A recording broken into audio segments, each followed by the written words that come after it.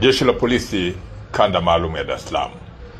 Leo tarehe 28 mwezi wa 3 mwaka 2025 majira ya saa 7 na dakika 45 katika barabara ambayo ipo karibu na daraja la Tanzanite, wilaya ya Ilala, Dar es Salaam, imetokea ajali iliyohusisha magari matatu na kusababisha majeruhi wawili na uharibifu wa magari. Ajali hiyo imetokea baada ya dereva wa gari lenye namba za usajili namba T 641 DRC aina ya Crown iliyokuwa inaendeshwa na dereva aliyefahamika kwa jina la Suleiman Feruza Jusa, akitokea maeneo ya Masaki akielekea kwenye mzunguko wa hospitali ya Aga Khan, aligonga kingo na kuacha barabara na kuhamia upande wa pili, ambapo aligongana kule na gari namba T 840 EDU iliyokuwa ikiendeshwa na dereva aliyefahamika kwa jina la Godfrey Bundara, ambaye alikuwa kwenye uelekeo wa Masaki. Gari namba T 886 EDA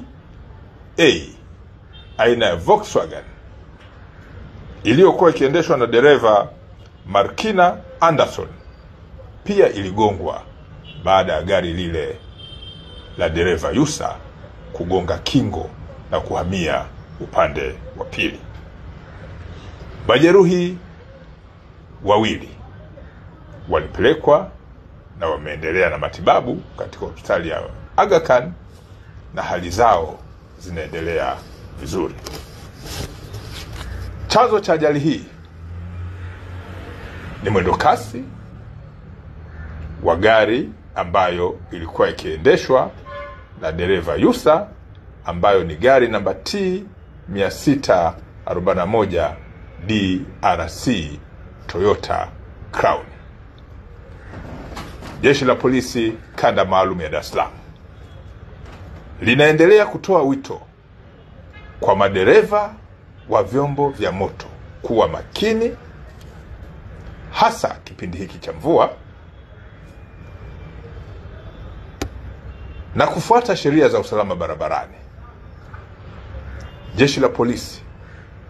licha ya kutoa elimu juu ya matumizi ya barabara na watumiaji wengine wa barabara, halitasita kuchukua hatua kali za kisheria dhidi ya madereva wa vyombo vya moto ambao wamekuwa mara kadhaa wakikiuka sheria za usalama barabarani. Narudia, Jeshi la Polisi Kanda Maalum ya Dar es Salaam, licha ya kutoa elimu, halitasita kuchukua hatua kali za kisheria dhidi ya madereva wa vyombo vya moto ambao wanaendesha vyombo hivyo bila kuzingatia sheria za usalama barabarani.